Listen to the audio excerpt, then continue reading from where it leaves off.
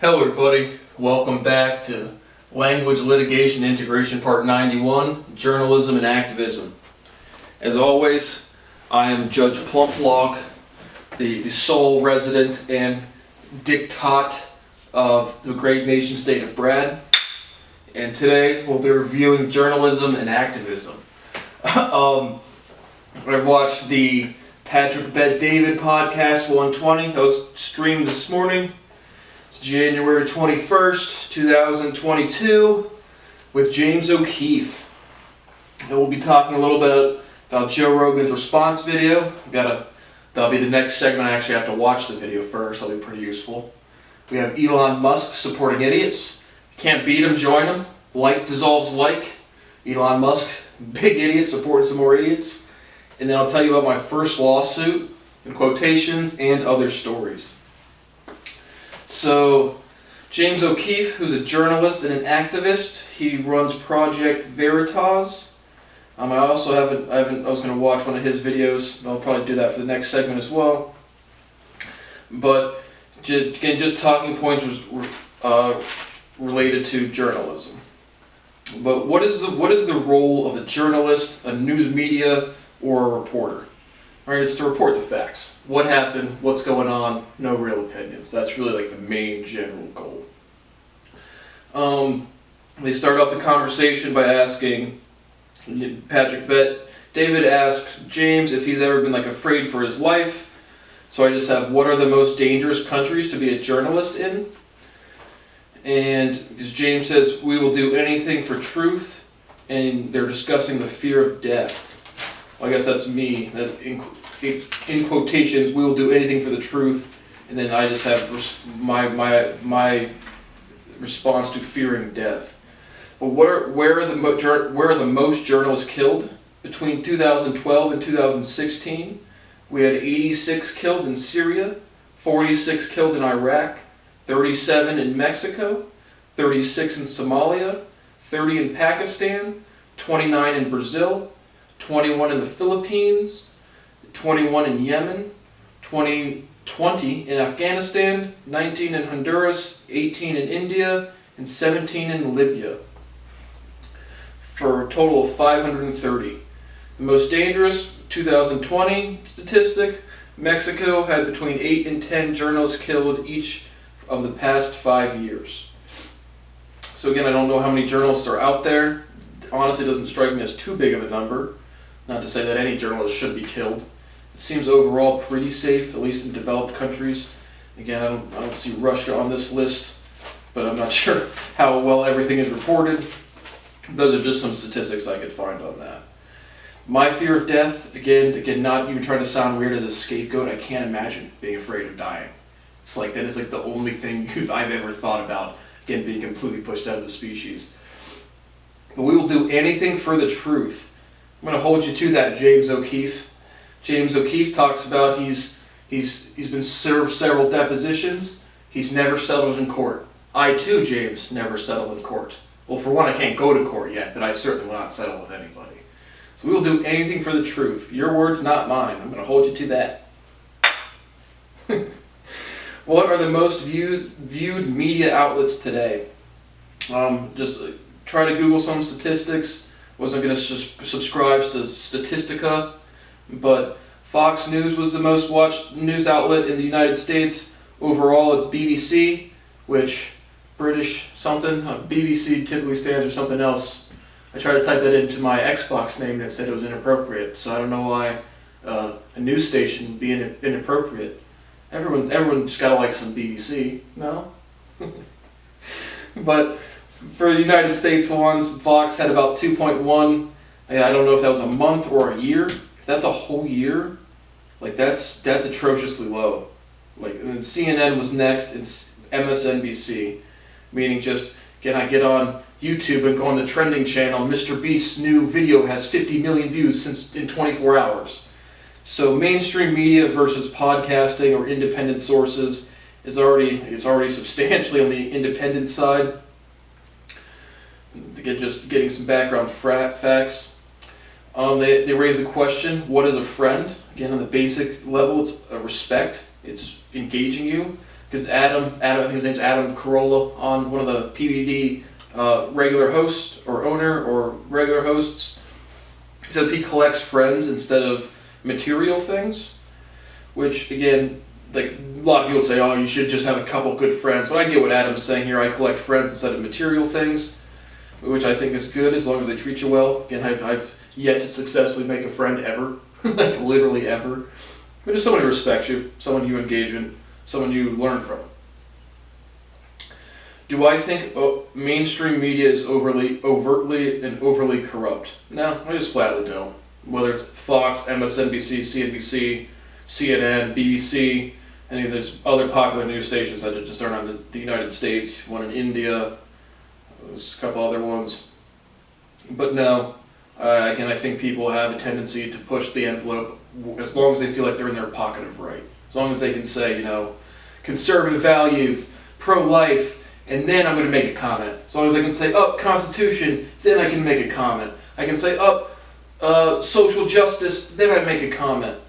It's really just, it's more of, again, facts are not debatable. I totally agree with James there.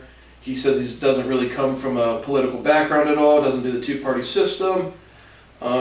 Patrick and Adam point out that most of his, basically he runs like a kind of like a deception type of thing, like he makes a point of like lying to an individual to get real information, and not in like a direct fraudulent way, but just like, again, I haven't looked into his work, but dressing up as a prostitute or as a pimp to get someone to see if they will help you manipulate, you know, sex trafficking people. I think that's completely fine and legitimate for reporting an investigation. What is the difference between irony and satire and hypocrisy? Irony is more of observational. Something can just be ironic without an agenda, without someone pushing it. Just two facts that don't reconcile. So irony is pretty observational and pretty non-personal. Satire is intentional irony to make a point.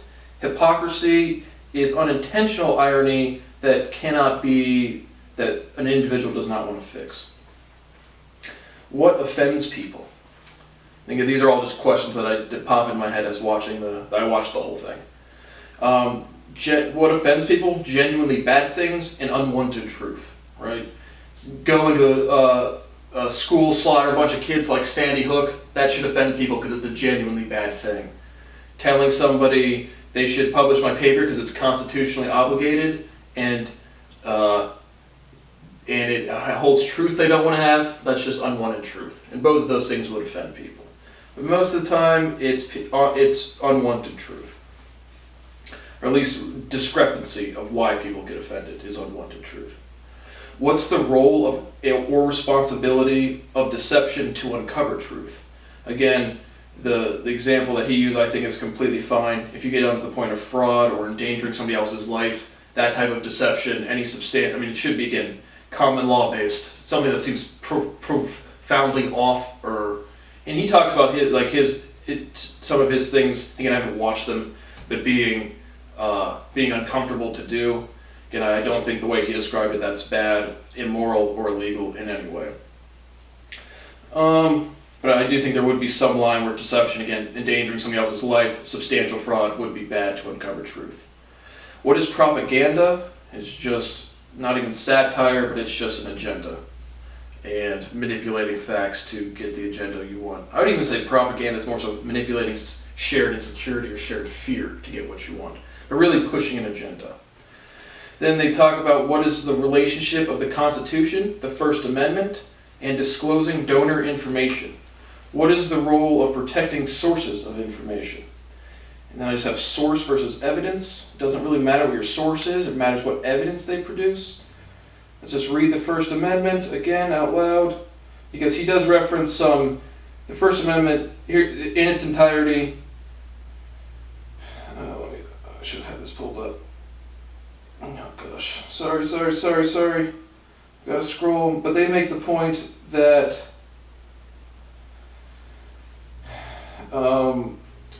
James makes the point that he is again, I don't even have this quote written down, but the word he uses is association of sources. Basically, the Supreme Court, I don't know if he makes the legal argument that they can or cannot subpoena him to disclose his donor information, but he said if he did, he would be held in contempt because he would not comply. Do I think, well, just reading the First Amendment. Congress shall make no law respecting an establishment of religion, or prohibiting the free exercise thereof, semicolon, or abridging the freedom of speech, comma, or the press, semicolon, or the right of the people peaceably to assemble, comma, and to petition the government for a redress of grievances. So, again, it really doesn't say anything about the word association, and clearly he references some case law, so there's clearly some sort of judicial ruling that I haven't looked up. His citations sounded pretty good and accurate, but freedom of speech, we talked about that, or of the press, and again, I completely agree, just of the press should always be facts-based, so the right to secure your sources, do I think that's good or bad? I think it's legally valid. Is it good or bad? It just depends. Again, if it's releasing some information that people need to hear, it's going to get the person in trouble and they need to hide their identity, whether even if it's, well, frankly, like if it's something trivial like they don't want their friends to look bad at them, they don't get even fired from their job. Again, getting fired from your job is a nothing burger to me. So I just would rather have less pussies. So fuck being an undisclosed source, just flex on those motherfuckers. So, but back to, is it good or bad? It really just depends on the scenario. They talk about Snowden a little bit and Julian Assange. And again, but people push agendas or propaganda regardless. Like I said, I don't think the government's super corrupt all of. So I cut off a little bit there. What I was ended up saying is, like I said, I don't think everything's super corrupt and people push agendas, meaning just like, I think Julian Assange, it's either WikiLeaks or, like Anonymous. I can't tell you how many like anonymous videos I see. It's like, the world's ending, tomorrow we're going to release this big secret data. And it's really, again, our world's too interconnected to have again, substantial ongoing corruption minus literally what's going on in my personal life. So that's kind of interesting. Again, freedom at all costs, or truth at all costs, James, except when it's bread. But again, just more, was talking about good or bad about disclosing sources. What is the role of protecting sources of information? Depends. Again, if it's a reporter in country XYZ, they're going to get killed for it. I would protect that source. Besides imminent physical threat, I really don't see a need to have just undisclosed sources. In particular, like funding. It's their right or their desire to not be disclosed, like the funders of the Project Veritas. I just don't understand why anyone would want to do that. Just stand for what you believe in. Don't be a fucking bitch. How many eligible voters actually vote? It was a record turnout, well not record but record in recent history, 66.1% in 2020, 240 million people. And again, the voting participation from 1828 to 2016 was between 48.1% and 81%, which was way back in 1876. But it seemed pretty consistent, and I didn't actually average them, but it looked between about 50 and 60% since about 1900s-ish. So again, about half the population doesn't even see a need to vote, which again, I'm politically active in way other ways. But again, it's not even, it's the incompetence. The reason I don't vote is because look at this shithole. Like, the representatives don't know anything, the presidents don't know anything, the Supreme Court justices don't vote for a Supreme Court justice, but they don't write their own opinions, concurrences, and dissents. So it's just like, people are just too incompetent. And he says, the First Amendment doesn't protect defamation. You cannot lie about a public figure. Totally correct. I totally agree. For-profit capitalism is incompatible with investigative journalism. James O'Keefe. Just totally disagree. I have false why. And they bring up some Elon Musk and Dinesh D'Souza tweets, I think is his name, about buying a news outlet. And Dinesh is like, Elon Musk tweets, Canada truckers rule, and then Dinesh says, tweets are great, but you should buy a news outlet. And again, scream freedom really loud from the rooftops. And then you still have the Constitution, statute, legal precedent, local laws, local jurisdictions. And so you can scream freedom as much as you want, you actually have to have a legal argument. That actually has to occur. And it doesn't, obviously. But I just don't think you need to have, I don't think capitalism is incompatible with investigative journalism. I'm a capitalist, I'm an investigative journalist. The whole team is right here. So I don't think I'm going to be corrupted by the powers that be, the deep state that doesn't really fucking exist. But, again, James O'Keefe, man, you stand for the truth at all costs. The last kind of talking point we have from them is, what is misinformation versus disinformation? Disinformation, I would say, is flatly wrong. These kind of used interchangeably logically. But misinformation, I would go to misinterpretation. Just a little, not even intentional skewing of the facts, but being off. And disinformation is more intentionally, actively disseminating incorrect information. And then James, again, what is an expert? And he goes, again, right back to about the cloth masks. You can get kicked off YouTube for saying masks don't work. Because they do work. And again, we don't talk about the efficiencies. I'm not going to say them again for like the 5th video in a row. You can go watch those ones. But James is, again, who are these experts? Me, this guy. And so remember, our expertise kind of working definition was doing 3 things correctly. How many times have I accurately derived scientific theorems? Probably like 3 times a minute. So, can I make logical deductions about scientific data and correct conclusions? Yes. But who are these experts? Me. Fucking me. But again, James O'Keefe, the man who stands for truth at all costs, who would be in contempt of court to the Supreme Court. James O'Keefe, I will give you $1 million to host me on a popular outlet that you have. $1 million cash dollars. And so we'll see if you stand for truth at all costs. And like I said, if you don't settle lawsuits, neither the fuck do I. I don't even get to go to court yet. So you said you sue a bunch of people. They said, I forget what you sued Twitter for defamation. You're not a journalist. You're not a man. You're a coward little fucking bitch that doesn't stand for the truth ever. And you're committing fraud. So I am suing you. So there you go. You can sue me for defamation, calling you a fraud and a liar. Or you can stand for the truth, my guy. So we'll see how that one goes. So that's what I got from the PBD Podcast 120 with James O'Keefe. Again, beta male worthless society. They're all bounded together. As long as Brad is pushed out, then we have these conversations about freedoms and speech and constitution and law and equality and doing what it's necessary, doing the right thing. But as long as we don't actually do the right thing. As long as we actually don't think that matters for this entire species, for real, for sure. So that's what I had for that conversation. Now I'm going to watch I'll watch the Joe Rogan video and talk about that.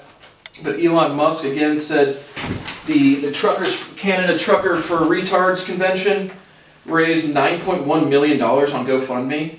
So I wonder, I couldn't raise $35,000 for some nice video equipment when I first started my channel. I didn't need the money, I just didn't want to spend 35 grand on video equipment.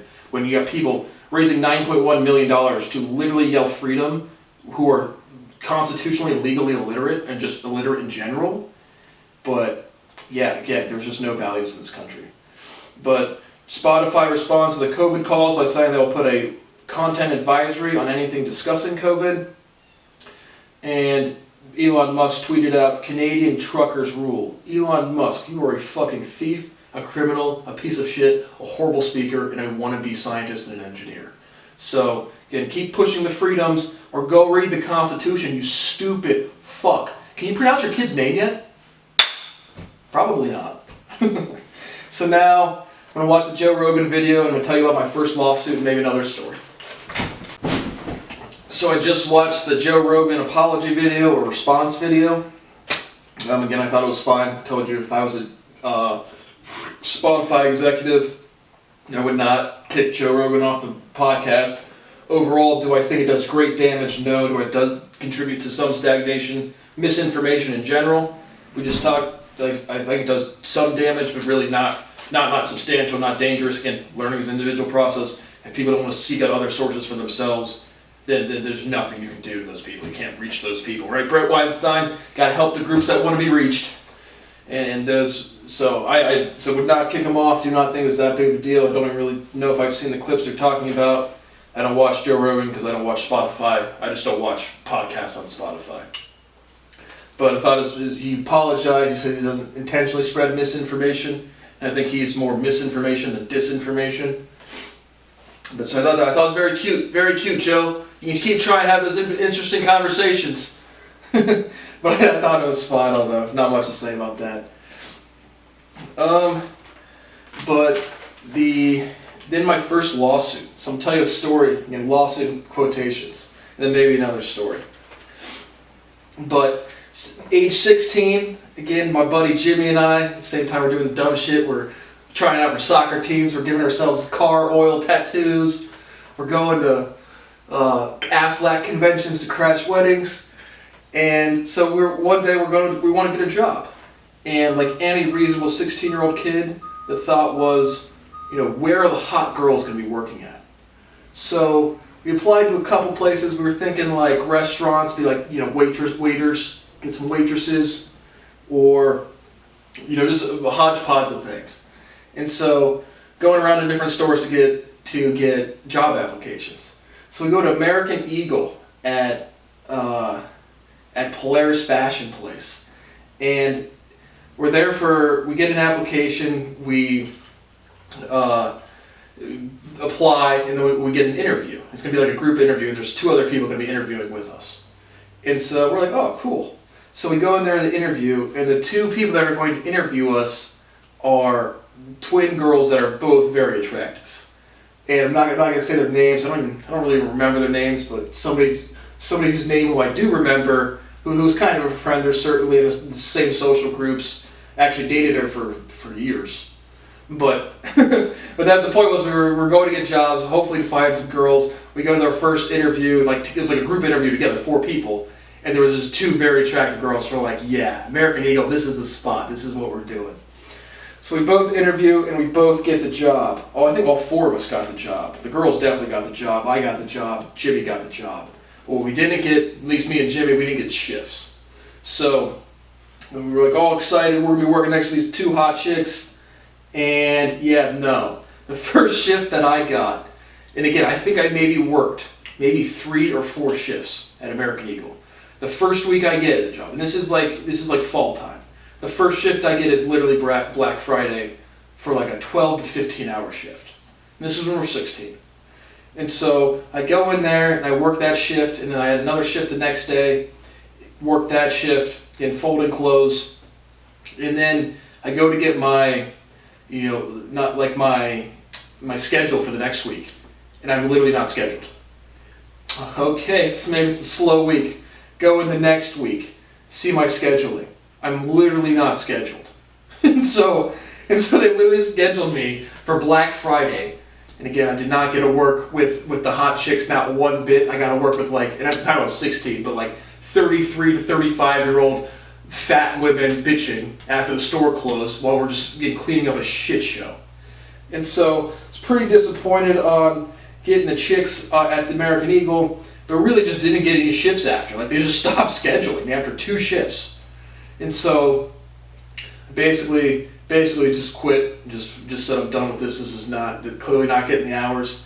But then I looked up stuff and I was like, again, I don't remember exactly the hourage, but it was literally like 9 o'clock, probably like 6 o'clock at night to like 9 in the morning. I mean, literally overnight at 16. And there was some law that you couldn't, at a 16-year-old with no breaks, you couldn't work more than like 4 hours at a time.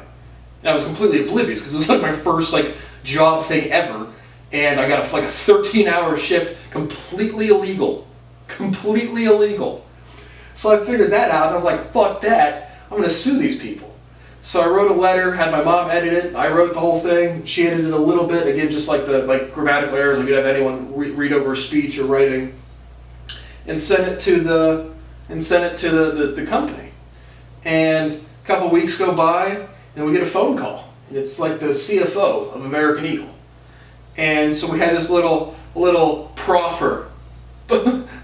Just I didn't actually file a lawsuit, but I sent in a legal complaint saying, here's where you violated the law, here's where you owe me some money. And I don't think I asked for a definitive amount. I just said, if this, and this might have been my mother's insight, but if this doesn't resolve, we might have to take further action. Okay, just trying to see if we can get some money. And so it's me, the CFO, and my mom on a phone call, and he was like, "This is one of the best letters I've ever written." I was like, "Yeah." Again, not like I was like, "Yeah, I'm super smart," but again, every time I write, people are like, "Wow, this guy actually knows stuff." And the only thing they can do is just push me out of the world and just not listen. That's basically what they can do. But he's like, "This is one of the best letters I've ever read." Again, as a CFO of a public company, and so we ended up. We settled. I didn't settle. I got a $1,500 check from American Eagle for them violating my child labor law rights. Facts. My buddy Jimmy, it was not class action. He did not get any money for it. But I 100% got a $1,500 check from American Eagle for them violating my rights. So let me see how long this one is. This might be the end here. Maybe one more story, but I think this is going to be the end. If this is over a 5-minute clip, I'm going to keep it here. So journalism and activism, thank you for watching. Again, the point is to spread the facts, nothing but the facts, all facts, the truth, and nothing but the truth. And James O'Keefe, I look forward to you standing up for the truth at all cost. After I unified the natural sciences 6 years ago, I've been offering $1 million to talk about it in public. So, we will see how this one goes. Because I'm sure it's the truth at all costs, asterisk, except when it matters. So, thank you for watching Language Litigation Integration Part 91, Journalism and Activism.